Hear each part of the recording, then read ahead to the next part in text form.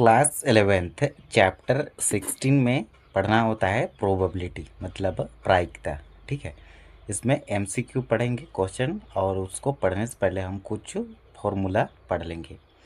तो probability of event, ठीक है, ये होता है number of favourable event divide में ऑल पॉसिबल इवेंट। हिंदी में अभिप्रायोगों की संख्या बटक नीचे में अभिप्रायोगों की कुल संख्या, ऐसा भी होता है, या फिर अनुकूल परिणामों की संख्या बटा के नीचे में कुल परिणामों की संख्या। ठीक है, और PE equal to NE by NS Hindi में लिखते हैं। ठीक है, और इंग्लिश में इस ऐसे लिखते हैं, और हिंदी में लिखना चाहेंगे तो प्रेक्षणों की संख्या बटा के नीचे में प्रेक्षणों की कुल संख्या।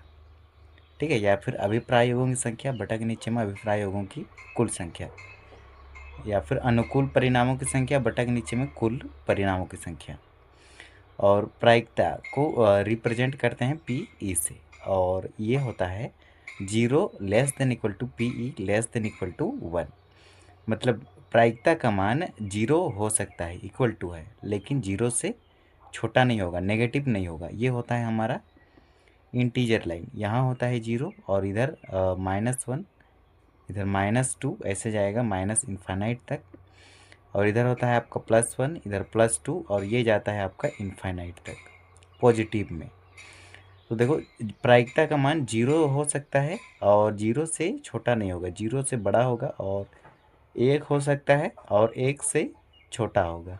ठीक है, 1 से छोटा होगा PE का वैल्यू प्रायिकता का। अब देखो, प्रायिकता इसको पढ़ते हैं यस, और इसको पढ़ते हैं, एक बार लगा है ना, तो इसको पढ़ेंगे नो। तो प्रायिकता यस प्लस प्रायिकता नो इक्वल टू होता है 1 के। इसको ऐसे पढ़ते हैं, प्रायिकता हाँ प्लस प्रायिकता नहीं इक्वल टू 1 होता है। तो यहाँ से हम प्रायिकता नहीं निकालना चाहेंगे। ठीक है, प्रायिकता नहीं ये E है, प्रायिकता नहीं इक्वल टू क्या होगा, 1 माइनस में हाँ हो जाएगा। प्रायिकता नहीं इक्वल टू 1 माइनस में ये PE सब्ट्रैक्ट हो जाएगा इधर। ठीक है, थर्ड में देखेंगे PA यूनियन B, इसको पढ़ते हैं यूनियन। यूनियन इसको पढ़ते हैं, ये होता है PA प्लस PB माइनस में PA इंटरसेक्शन B। ठीक है, और यहाँ से आप और एक फॉर्मूला निकाल सकते हैं, PA intersection B equal to होता है हमारा PA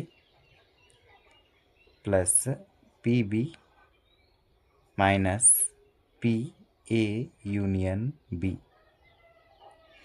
ये फॉर्मूला आप निकाल सकते हैं। ठीक है, ये दोनों इम्पोर्टेंट है, ये भी इम्पोर्टेंट है, ये भी इम्पोर्टेंट है। ठीक है, नेक्स्ट पढ़ेंगे हम, if A and B are mutually exclusive, मतलब परस्पर अपवर्जी हो, तो A यूनियन B ये 5 इक्वल होता है, then A union B equal to PA plus PB होता है। ठीक है, और एक फॉर्मूला यहाँ पर लिख लेते हैं, यदि इंडिपेंडेंट इवेंट रहे,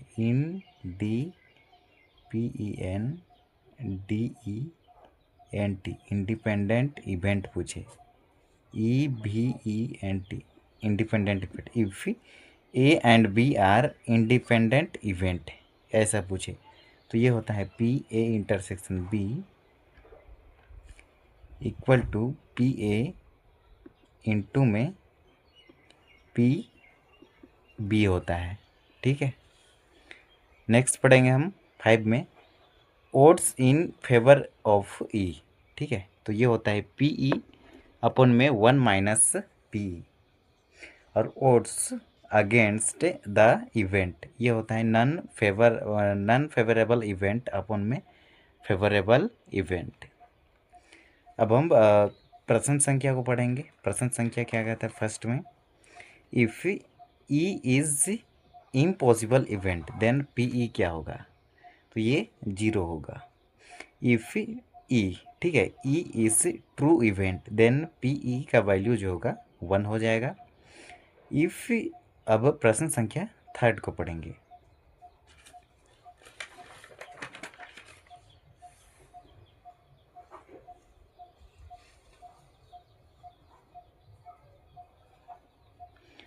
प्रश्न संख्या थर्ड है, इफ़ अ लीव ईयर, ठीक है, लीप ईयर है।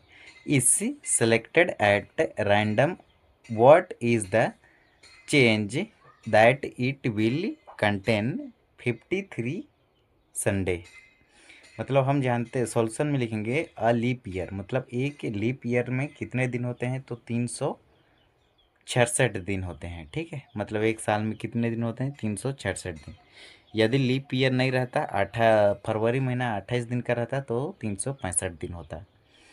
तो यदि हम 366 को डिवाइड करेंगे किससे, 7 से, क्योंकि एक हफ्ता में 7 दिन होता है और 7 दिन को मिला करके एक हफ्ता होता है। वैसे ही सप्ताह मिलके महीना बनता है, महीना मिलके साल बनता है। ठीक है, तो 7 से डिवाइड करेंगे तो 7 पचे 35 किए, 36 में 35 को घटाए तो 1 मिला और ये 6 को उतारे। अब 7 दूना 14 किए, 16 में 14 घटाए तो हमें 2 मिला। अब देखो ये 52 जो रहेगा ये हमारा सप्ताह रहेगा और ये 2 दिन रहेगा।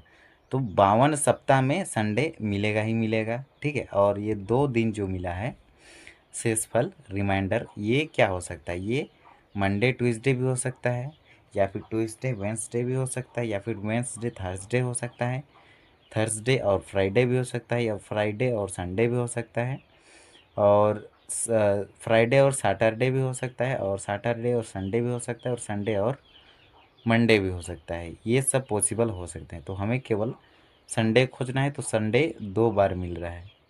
ठीक है, तो टोटल आउटकम्स 7, NS का वैल्यू 7 होगा, और फेवरेबल आउटकम्स जो होगा 2 होगा, जो कि NE होगा। 2 बार मिलेगा। ठीक है, तो PE इक्वल टू होता है NE अपॉन में NS। NS का वैल्यू कितना है, 7 है, और NE का वैल्यू कितना है, 2 है।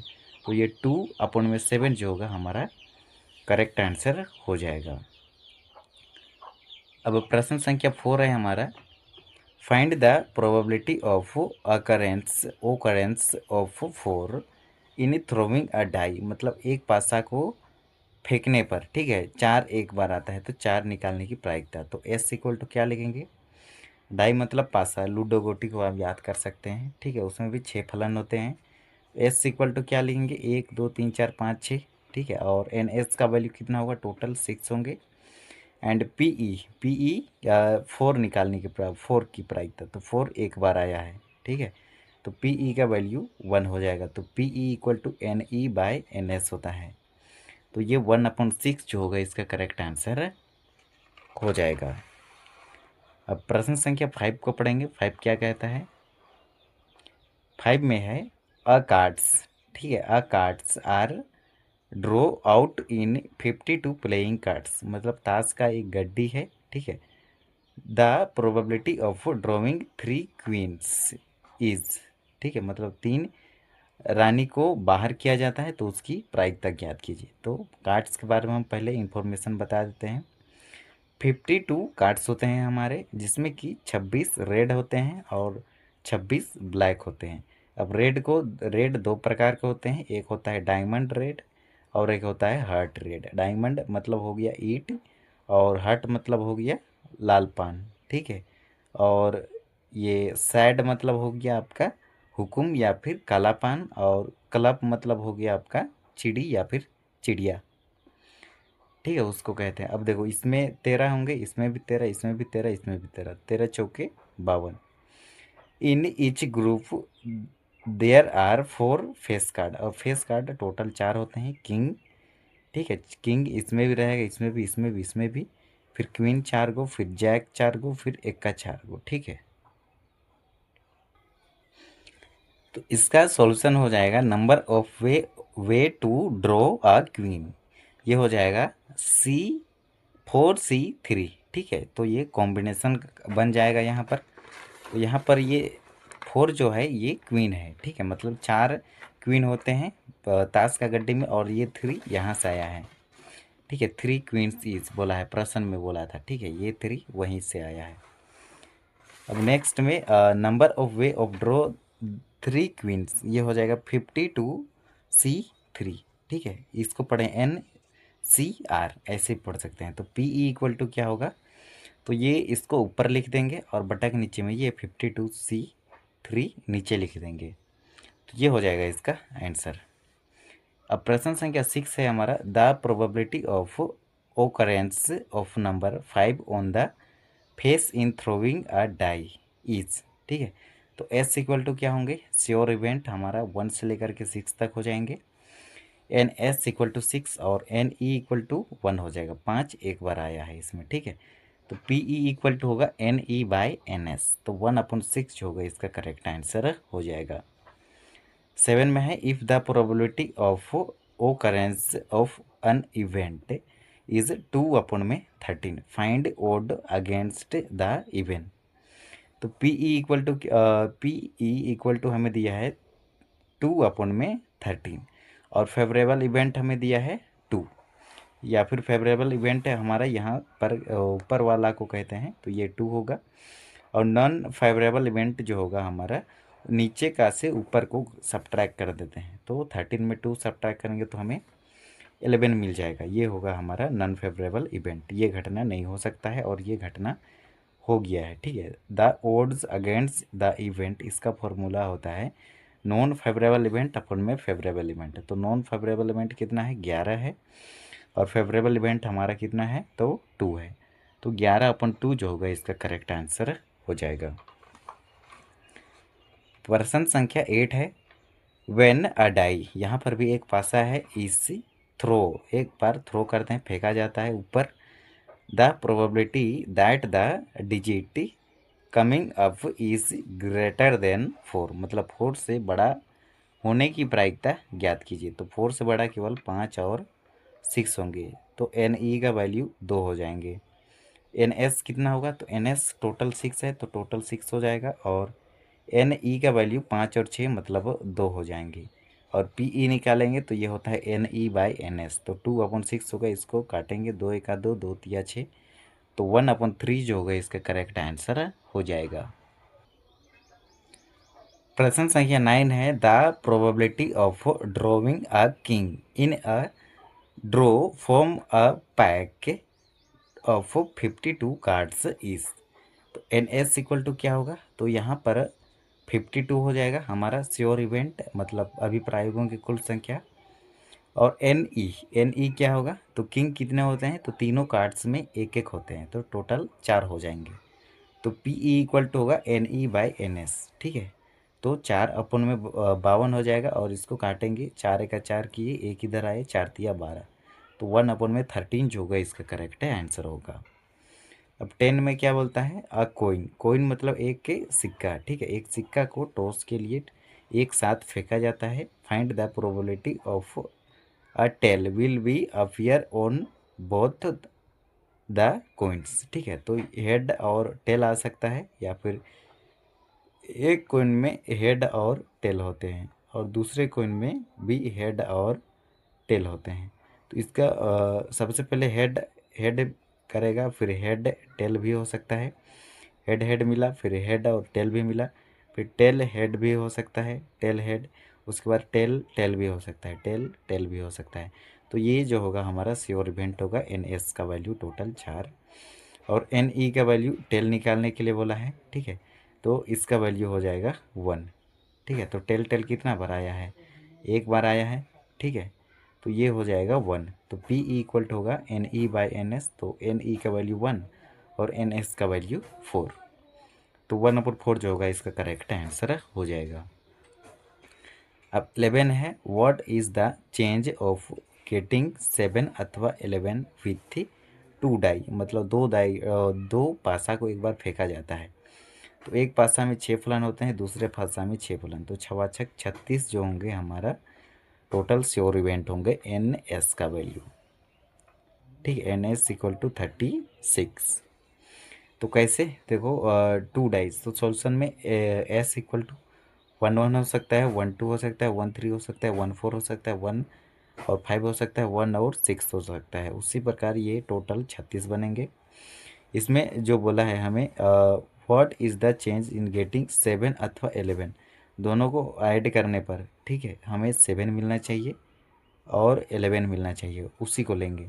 तो ये वाला डायगोनल को ऐड करेंगे ना, तो 1 में 6 ऐड करेंगे 7, 2 में 5 ऐड करेंगे 7, 3 में 4 ऐड करेंगे 7, 4 में 3 ऐड करेंगे 7, 5 में 2 ऐड करेंगे 7, 6 में 1 ऐड करेंगे 7 और 11 यहाँ पर मिलेंगे। 6 में 5 ऐड करेंगे 11, 5 में 6 ऐड करेंगे 11, तो ये मिलेगा। ठीक है, तो हमें टोटल एन एस का जो वैल्यू मिलेगा 1 2 3 4 5 6 7 8, तो एन एस का एन एस जो होगा 1 2 3 4 5 6 7 8। ठीक है, ये हो जाएगा एन ई का वैल्यू 8 और एन एस का वैल्यू तो 36 ही होगा। ठीक है, तो N P E equal to होता है हमारा P E is equal to N E by N S. तो 8/36 जो होगा हमारा करेक्ट आंसर होगा। इसको काटेंगे तो ये हो जाएगा 4 दूना 8, 4 9 36, तो 2/9 जो होगा हमारा करेक्ट आंसर हो जाएगा प्रश्न संख्या 11 का। प्रश्न संख्या 12 है, if 12 person are selected at a round table, what is the probability what 2 particles person seat together. ठीक है, मतलब ये एक राउंड टेबल है, इसमें टोटल 12 पर्सन है। ठीक है, और यहाँ पर 2 पार्टिकल्स पर्सन सीट टुगेदर, मतलब 2 जन हैं जो कि एक साथ बैठेंगे। ठीक है, मतलब एक स्थान पर रहेंगे, 2 ए और बी मान लिए हैं। ठीक है, ए बी अथवा बी ए ऐसे भी कह सकते हैं। तो यहाँ पर सॉल्यूशन में फैक्टोरियल का उपयोग करेंगे, तो एन एस का वैल्यू हो जाएगा n-1 फैक्टोरियल, मतलब 2 जन ए, अब टोटल 12 है। ठीक है, पर्सन टोटल 12 है, लेकिन 2 जन हैं जो कि एक ही साथ बैठेंगे, तो ए के खाली हो जाएगा। ठीक है, तो n-1, n का वैल्यू 12 है, तो इसमें एक घटा देंगे तो 11 फैक्टोरियल होगा एन एस का वैल्यू। और एन ई का वैल्यू क्या होगा, तो 11 तो है। ठीक है, तो 11 में से एक को घटा देंगे। ठीक है, तो टोटल यहाँ पर 2 पार्टिकल्स में से मल्टीप्लाई में हमारा 2 रहेगा, क्योंकि ये 2 जन हैं। ठीक है, 2 जन एक साथ बैठेंगे, तो इसीलिए ये 2 को यहाँ मल्टीप्लाई किए हैं। तो एन ई का वैल्यू 11 में एक घटाएंगे 10 फैक्टोरियल, और मल्टीप्लाई में हमारा 2 रहेगा। ठीक है, अब देखो पी ई इक्वल टू होता है N E by N S, तो एन ई का वैल्यू 10 मल्टीप्लाई में 2 और एन एस का वैल्यू 11 फैक्टोरियल। अब 11 फैक्टोरियल को मैं लिख सकता हूँ 11 मल्टीप्लाई में 10 फैक्टोरियल, 10 फैक्टोरियल से 10 फैक्टोरियल कैंसिल, तो 2/11 जो होगा हमारा करेक्ट आंसर हो जाएगा। इसको फैक्टोरियल पढ़ते हैं और इसको भी फैक्टोरियल पढ़ेंगे, इसको भी 11 फैक्टोरियल पढ़ेंगे और इसको भी 11 फैक्टोरियल पढ़ेंगे। ठीक है, ये आप परमुटेशन एंड कॉम्बिनेशन पढ़े होंगे तो आपको याद होगा। अब 13 में क्या कहता है, 3 डाइस। ठीक है, अब 3 डाइस को आर रोल्ड, मतलब 3 dice are rolled, what is the probability of getting different face. मतलब 3 डाइस है, 36 मल्टीप्लाई में 6 मल्टीप्लाई 6 मल्टीप्लाई में 6, एन एस का वैल्यू ये 666 होगा, और एन ई का वैल्यू, तो पहला बॉक्स में यदि 6 को रखेंगे तो दूसरे बॉक्स में 6 में से 6 को रखे हैं तो 5 रख सकते हैं, और तीसरे में हम 4 रख सकते हैं, तो एन ई का वैल्यू ये मिलेगा। और एन एस का वैल्यू 666 रहेगा, तो N E by N S, तो ये 6 मल्टीप्लाई में 5 मल्टीप्लाई में 4 रहेगा, और डिवाइड में हमारा ये 666 रहेगा। अब इसको काट देंगे, 6 से 6 कैंसिल। अब देखो इसको काटेंगे, 2 दूना 4, 2 तिया 6, उसके बाद ये वाला ये 2 एका फिर ये 2 एका 2, फिर 2 तिया 6, तो 3 तिया 9 और ऊपर में 5, तो 5/9 जो होगा हमारा करेक्ट आंसर होगा। अब 14 में कहेंगे, 14 में है, अ bag contain 5 white and 7 red ball. एक बैग है जिसमें कि 5 सफ़ेद और 7 रेड बॉल है। The probability of drawing a red balls is. ठीक है, मतलब रेड बॉल की प्रायिकता ज्ञात कीजिए। तो एन एस की वैल्यू क्या होगा, 5 में 7 को ऐड करेंगे 12 मिलेगा, और एन ई का वैल्यू, ठीक है, एन ई का वैल्यू क्या हो जाएगा, तो रेड बॉल कितना है, तो 7 है, तो ये 7 होगा। तो पी ई इक्वल टू होता है N E by N S, तो 7/12 जो होगा हमारा करेक्ट आंसर हो जाएगा। प्रश्न संख्या 15 है, if the odds in favour of an event be 3:7, then हमें फाइंड करना है पी ई का value. Let P E equal to X मान लेंगे, ठीक है। माना कि P E equal to X, given odds in favour of event equal to हम लिखेंगे 3/7। ये रेशियो में है, इसको बटा में हम लिखेंगे तो 3/7 लिखेंगे। और ये फॉर्मूला होता है फेवर ऑफ इवेंट का पी ई अपॉन में 1 माइनस में पी ई। तो P E equal to X माने हैं और 1 माइनस में पी ई का वैल्यू एक्स है, इक्वल टू क्या है तो 3/7 हो जाएगा, ठीक है। ये इक्वल टू होगा 3/7 के। अब क्या करेंगे, जब भी आंसर में दोनों तरफ रहे तो ये क्रॉस मल्टीप्लिकेशन होता है। 7 का मल्टीप्लाई एक्स से करेंगे 7x इक्वल टू लिखे, 3 का मल्टीप्लाई 1 से करेंगे 3 मिला, माइनस लिखे, और 3 का मल्टीप्लाई एक्स से करेंगे तो 3x मिलेगा। अब देखो 7x लिखे, माइनस का 3x को लेफ्ट साइड लाएंगे तो प्लस का 3x होगा, और ये इक्वल टू लिखे और ये 3 को हम इधर लिख देंगे। अब x और x कॉमन लिए, अब 7 में 3 को ऐड किए तो हमें 10 मिला, तो 10x इक्वल टू 3। ये x रहेगा, ये 10 मल्टीप्लाई में है, इधर आके डिवाइड होगा तो 3/10 जो होगा हमारा करेक्ट आंसर हो जाएगा प्रश्न संख्या 15 का। अब 16 में पढ़ेंगे, if 2/11 is the probability of an event A, what is the probability of the event not a, ठीक है। तो प्रायिकता हाँ की वैल्यू दी है 2/11 और प्रायिकता नहीं की वैल्यू हमें फाइंड करना है।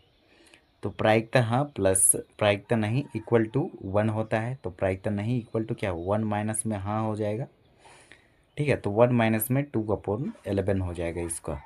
1 और 11 का एलसीएम लेंगे तो हमें 11 मिलेगा, और 11 को काटेंगे 1 से तो 11 टाइम्स में काटेगा। 11 का मल्टीप्लाई 1 से करेंगे 11 मिला, माइनस लिखे, 11 से 11 कैंसिल आउट होगा, 1 टाइम्स 1 का मल्टीप्लाई 2 से करेंगे 2 मिला, 11 में 2 सब्ट्रैक्ट करेंगे 9 डिवाइड बाय 11, ठीक है। तो ये हो जाएगा हमारा आंसर प्रश्न संख्या 16 का। अब 17 क्या कहता है, 17 ये भी सिंपल है। If P A equal to दिया है 2/3 और पी बी इक्वल टू दिया है 4/9 and P A intersection B, ये हमें दिया है 14/45। देन हमें फाइंड करना है पी ए यूनियन बी। तो P A union B equal to होता है P A plus P B minus में पी ए इंटरसेक्शन बी। तो पी ए का वैल्यू देखो 2/3, पी बी का value 4/9, P A intersection B इसका वैल्यू है 14/45। तो 3, 9 और 45 का एलसीएम लेंगे तो हमें 45 मिलेगा, ठीक है। आप ऐसे ले सकते हैं 3, 9 और 45। तो देखो 3 से काटेंगे, 3 एका 3, 3 तिया 9 और 3 एका 3, 3 पचे 15। फिर से 3 से लेंगे, एक नीचे उतरेगा 3 एका 3, 3 पचे 15। फिर 5 से लेंगे, एक नीचे उतरेगा 5 एका 5, 5 तिया 15 और 15 तिया कितना होता है 45, ठीक है। ऐसे लेते हैं एलसीएम। अब एलसीएम को काटेंगे 3 से, 3 45 को कितना बार में काटेगा 3 एका 3, 3 पचे 15, 15 बार में काटा। अब ये 15 का मल्टीप्लाई 2 से करेंगे तो 15 दूना 30, प्लस को लिखे। अब 9 45 को कितना बार में काटेगा तो 9 दूना 18, 27, 9 चौके 6, 9 पचे 45। अब 5 का मल्टीप्लाई 4 से किए तो 5 चौके 20, माइनस लिखे 45 से 45 कैंसिल, 1 बार में 1 का मल्टीप्लाई 14 से करेंगे तो 14 मिला। अब 30 में 20 को जोड़ दिए 50, 50 में 14 घटा दिए 36 और डिवाइड में हमारा 45 रहेगा। अब इसको काटो, सबसे पहले किससे काटे 3 से काटे, 3 एका 3, 3 दूना 6 किए 12 हुआ, और नीचे 3 एका 3, 3 पचे 15। फिर ये फिर से काटेगा, किससे काटेंगे तो हम इसको काट दिए 4 से, 4 तिया या 12 नहीं, इसको हम काटे 3 से, 3 चौके 12 और 3 पचे 15, ठीक है। तो 4 बटा के नीचे में 5 जो होगा हमारा करेक्ट आंसर होगा प्रश्न संख्या 17 का।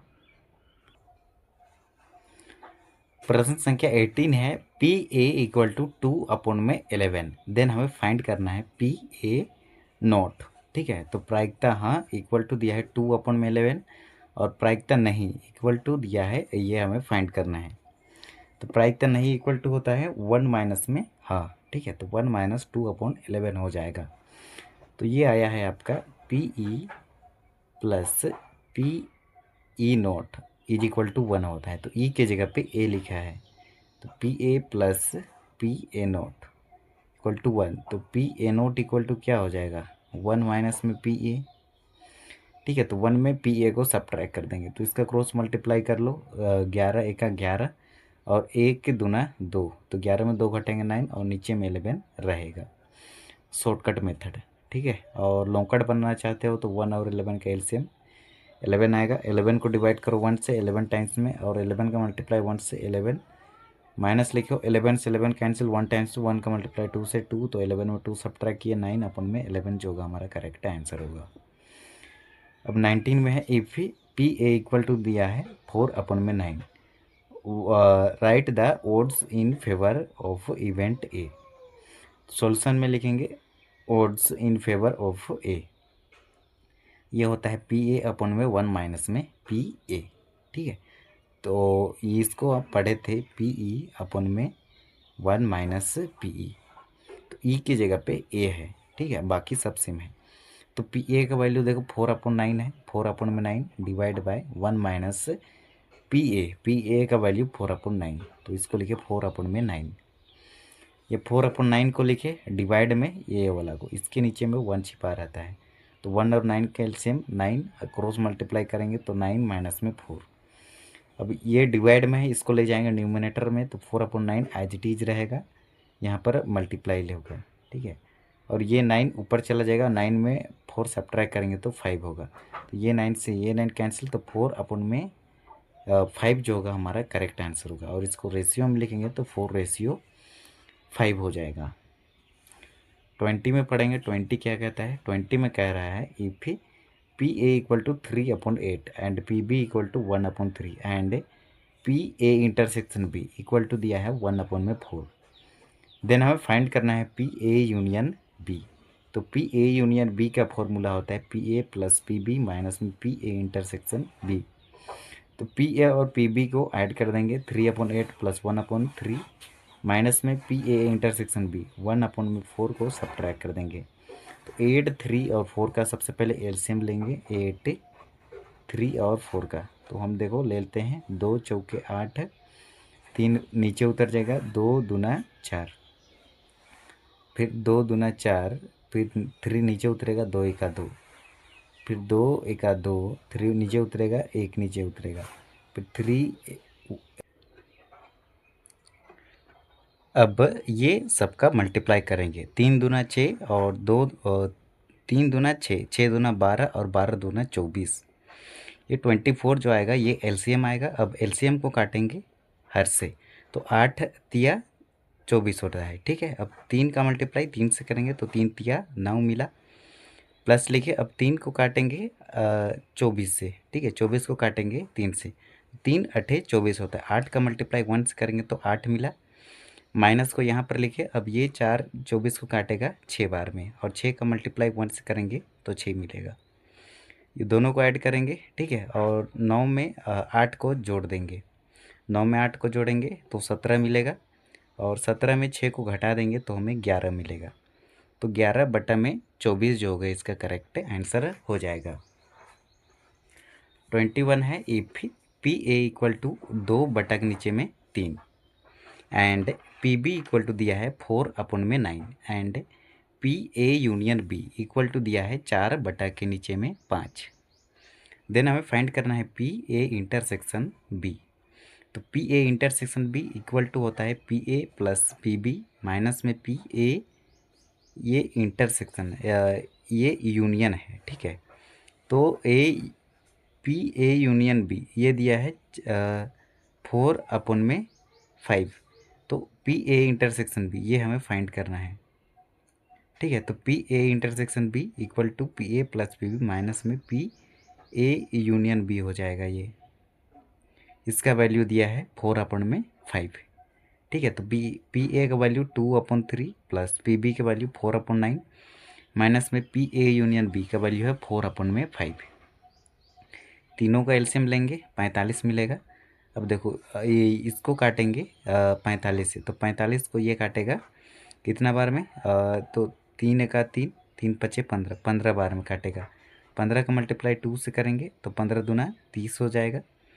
प्लस लिखिए इसको। अब 9 को काटेंगे 45 तो 9 कितना बार में काटेगा 45 को, 5 बार में। 9 × 5 = 45, ठीक है। 5 का मल्टीप्लाई 4 से करेंगे 20 मिला। ये माइनस को लिखे, ये 5 45 को काटेगा 9 बार में। 9 का मल्टीप्लाई 4 से करेंगे 9 × 4 = 36। ये दोनों को ऐड करेंगे, 30 में 20 को जोड़े 50 में 36 को घटा देंगे तो हमें 14 मिलेगा। तो 14 डिवाइड में हमारा 45 जो होगा हमारा करेक्ट आंसर हो जाएगा। प्रश्न संख्या 22 है, if PA = 3/5 and PB = 1/5, then find करना है PA यूनियन B। तो PA union B equal to होता है PA प्लस PB, ठीक है। तो ये है म्यूचुअली एक्सक्लूसिव, ठीक है। तो PA और PB को ऐड करेंगे 3/5 प्लस 1/5, ठीक है। तो जब भी हर समान रहे LCM सेम आता है और न्यूमिनेटर में कोई चेंज नहीं होता है तो 3 + 1 हो जाएगा 4। तो 4/5 जो होगा हमारा करेक्ट आंसर हो जाएगा। अब 23 है, इफ PE = 1/4 और PF = 1/2 and PE intersection F = 1/8, देन हमें फाइंड करना है PE यूनियन में F, ठीक है। तो PE union F = PE plus PF minus में PE इंटरसेक्शन F हो जाएगा। दोनों को ऐड करेंगे और इसको सब्ट्रैक्ट करेंगे। तो 4, 2 और 8 का एलसीएम 8 आएगा। 8 को काटेंगे 4 से, 2 टाइम्स में काटेगा, 2 का मल्टीप्लाई 1 से करेंगे 2 मिला। प्लस लिखे, 2 काटेगा 4 को 2 काटेगा 8 को 4 टाइम्स में, 4 का मल्टीप्लाई 1 से करेंगे 4 मिलेगा। 8 से 8 कैंसिल, 1 टाइम्स से 1 का मल्टीप्लाई 1 से करेंगे तो ये 1 रहेगा। 4 में 2 को ऐड करें 6, 6 में 1 सब्ट्रैक्ट करेंगे 5 मिलेगा और डिवाइड में हमारा 8 एज इट इज रहेगा। तो ये होगा 23 का आंसर। 24 में है, इफ PA = 1/3 और PB = 1/5 and PA intersection B equal to दिया है 1/15। तो हमें फाइंड करना है PA यूनियन में B। तो PA union B equal to होता है PA प्लस PB माइनस में PA इंटरसेक्शन B। तो PA का वैल्यू 1/3, PB का वैल्यू 1/5 माइनस में PA इंटरसेक्शन B का वैल्यू है 1/15। ये तीनों का एलसीएम लेंगे तो हमें 15 मिलेगा और 15 काटेंगे 3 से तो 5 बार में काटेगा। 5 का मल्टीप्लाई 1 से करेंगे 5 प्लस 3 काटेगा, ये 5 काटेगा 15 को 3 बार में, 3 का मल्टीप्लाई 1 से करेंगे 3 मिला। 15 से 15 कैंसिल, 1 टाइम्स 1 का मल्टीप्लाई 1 से करेंगे तो ये 1 रहेगा। 5 में 3 को जोड़ दिए 8 हुआ, 8 में 1 को घटा देंगे तो 7 बटा के नीचे में 15 जो होगा हमारा करेक्ट आंसर होगा। अब 25 है हमारा। 25 में है, if PE = 0.35 and PE union F equal to है 0.85 and PE intersection F equal to है 0.15, देन हमें फाइंड करना है PF, ठीक है। तो PE यूनियन में F इक्वल टू होता है PE प्लस PF माइनस में PE इंटरसेक्शन F, ठीक है। तो PE और PF दोनों को ऐड करेंगे, ठीक है। PE यूनियन में F, इसका वैल्यू हमें दिया है, ठीक है। इसका वैल्यू 0.85 दिया है। 0.85 इक्वल टू PE का वैल्यू 0.35 और PF का वैल्यू ये हमें फाइंड करना है, ठीक है। या फिर PF का वैल्यू भी ये हमें फाइंड करना है माइनस में PE इंटरसेक्शन F, इसका वैल्यू दिया है 0.05, ठीक है। अब देखो यहाँ पर ये जो प्लस में ये जो माइनस में है इसको इधर ले आएंगे, ठीक है। यहाँ पर तो ये प्लस में हो गया, ये रहेगा हमारा लेफ्ट साइड। और देखो ये प्लस में है, इसको इधर लाएंगे तो ये माइनस में हो जाएगा और इक्वल टू के इधर, ये इक्वल टू के इधर केवल यही रहेगा P और F, ठीक है। अब देखो क्या करेंगे, ये दोनों को ऐड करेंगे। 85 में 15 ऐड करेंगे तो 100 मिलेगा और 2 अंक के पहले दशमलव तो 1.00 होगा, माइनस में ये 0.35 होगा। अब इसको सब्ट्रैक्ट करने के लिए 0 में 5 नहीं घटेगा, इसके जगह किया, यहाँ पर कुछ नहीं, यहाँ किया, यहाँ से 10 लाएगा, उसमें से 9 को यहाँ छोड़ेगा, 10 यहाँ लाएगा, 10 में 5 को घटाएंगे 5 मिलेगा, यहाँ पर 9 है, 9 में 3 घटाए 6, यहाँ पर 1 नहीं है, 1 को दे दिया ऋण, तो यहाँ 0 बचा, तो ये 0.65 जो होगा PF का वैल्यू हो जाएगा। प्रश्न संख्या 26 है, if PA equal to 1/3 and PB equal to 1/2 and A and B are mutually exclusive, then हमें फाइंड करना है PA यूनियन में B।